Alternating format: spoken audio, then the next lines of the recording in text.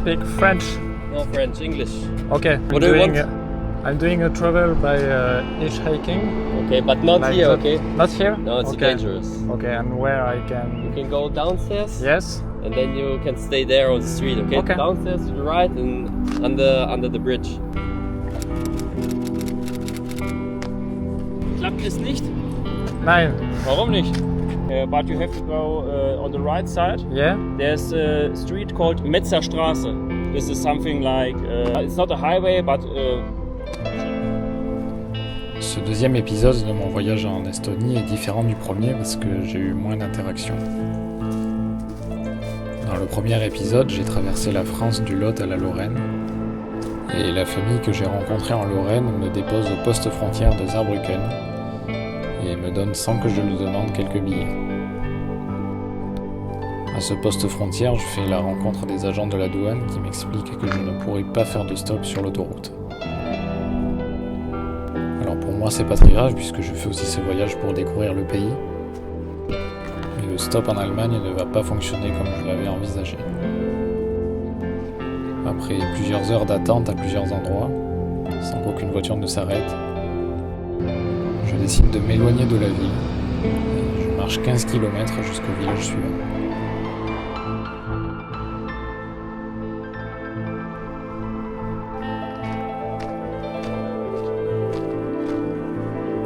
En arrivant dans ce village, je ne trouve toujours pas de voiture, mais comme j'ai assez faim, je rentre dans la première supérette que je croise pour demander s'ils n'auraient pas quelque chose. Do you speak English? A little bit. I'm French, I'm crossing Europe without money, and I want to know if you have little thing to eat.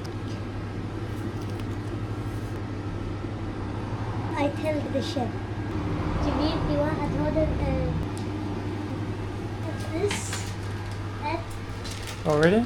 I add what I don't have this type of thing. okay. You, that, This can because- you have Yes, but I can't use it. okay.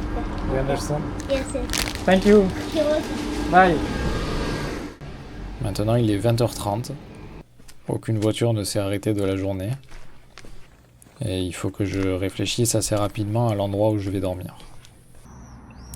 Je demande à quelques personnes que je croise si je peux pas installer mon hamac dans leur jardin ou dormir dans leur appartement, mais aucune n'accepte. Je me rends donc à l'évidence que je vais devoir dormir en hamac, et je cherche 2 arbres côte à côte, dans un coin tranquille, pour m'installer. Et ce sera finalement sur le parking d'un Aldi, à proximité d'une entrée d'autoroute pour le lendemain. Je dois admettre que j'étais peu rassuré à l'idée de dormir dehors, tout simplement à cause de l'absence de sécurité. Et d'ailleurs, en essayant de m'endormir, j'ai entendu 2 personnes s'approcher du hamac avec des bouteilles en verre. J'ai donc choisi de me retourner vite fait, ça leur a fait peur, et j'ai finalement pu dormir quelques heures.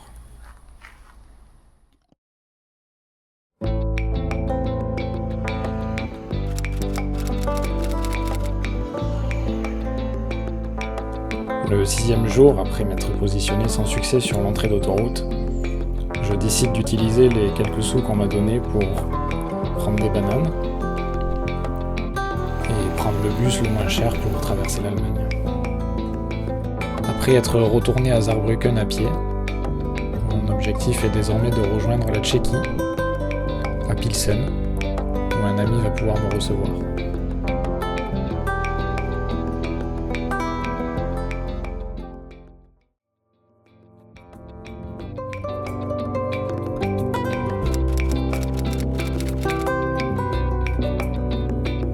Après une nuit au chaud dans le bus, j'arrive à Pilsen, où je reste 3 jours chez mon ami et en profite pour visiter rapidement la ville.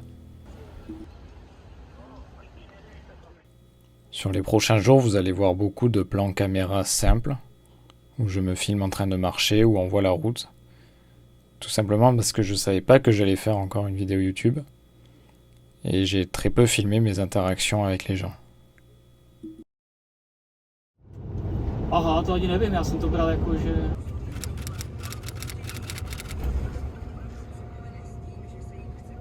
Je repars donc sur les routes après que mon ami m'ait déposé en périphérie de Pilsen pour essayer de rejoindre Prague dans la journée.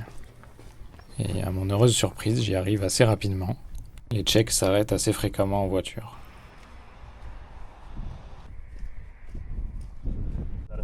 Počkám na tebe, jo? Když tak mě tam odchytni v kanclu. Jo, já budu na místě. Dobrý, tak jo, tak zatím. Arrivé à Prague, je vais cependant devoir marcher plus de 5 heures pour rejoindre la périphérie ouest à la périphérie est et poursuivre mon chemin sur l'autoroute qui va en Pologne.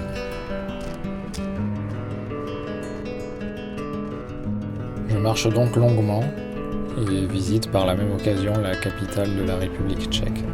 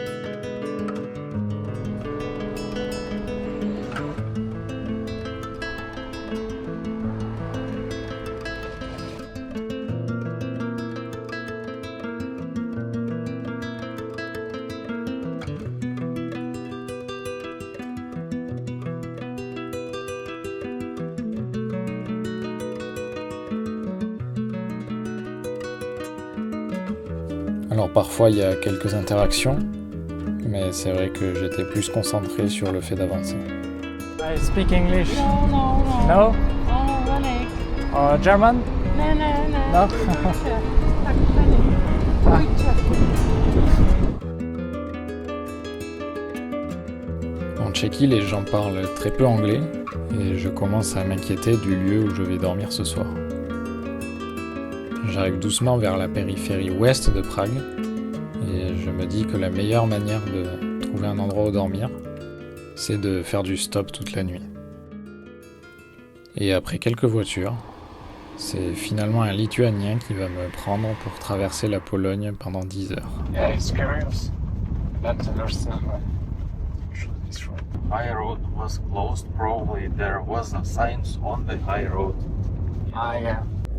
Ce long trajet me permet donc de dormir dans la voiture et de bien avancer sur mon objectif d'arriver en Estonie.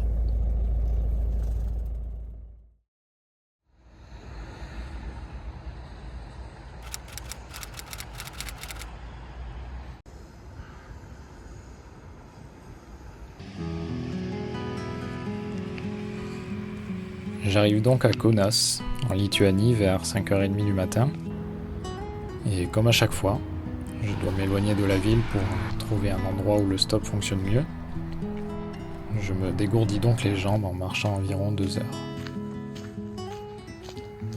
Mon objectif est maintenant de me rapprocher de l'autoroute qui va à Riga, la capitale de la Lettonie, puisqu'une route côtière me permet directement de monter jusqu'en Estonie à Pärnu.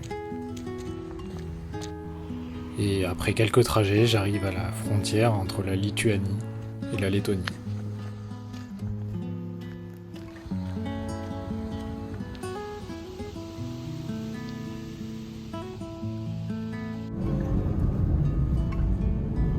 It's really nice.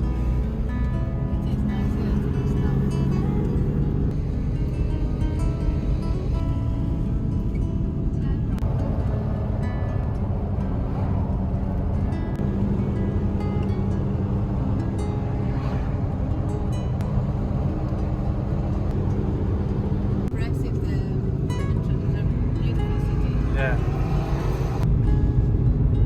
Now it's better because it rains, so there isn't much pollution. Everyone is driving in cars, so Yeah, I understand.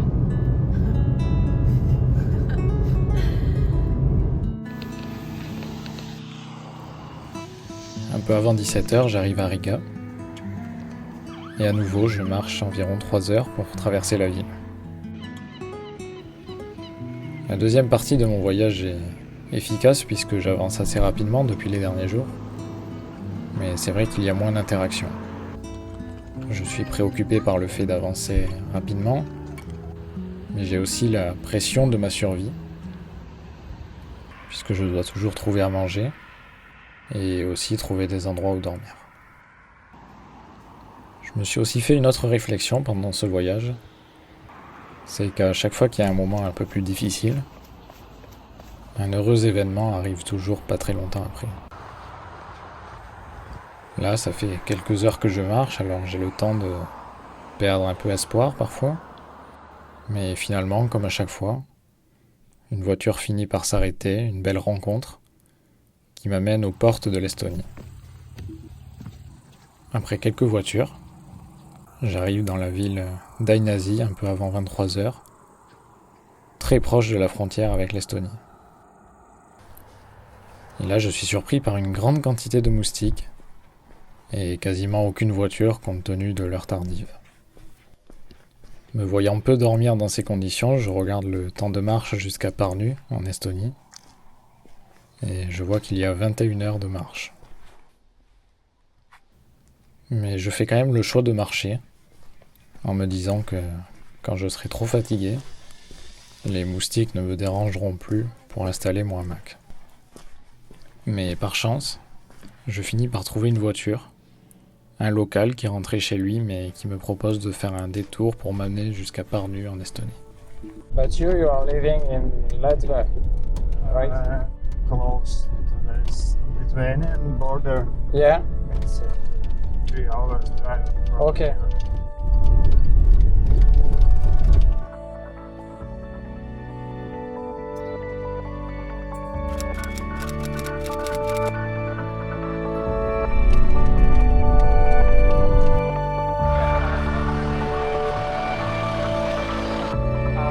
Incroyable.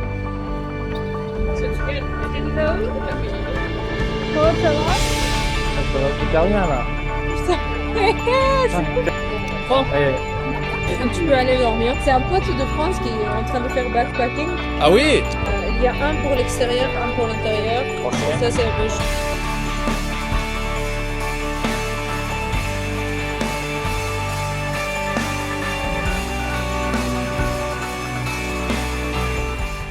Je vais donc pouvoir à nouveau dormir confortablement et repartir quelques jours plus tard avec un pass Interrail que j'ai réservé à l'avance.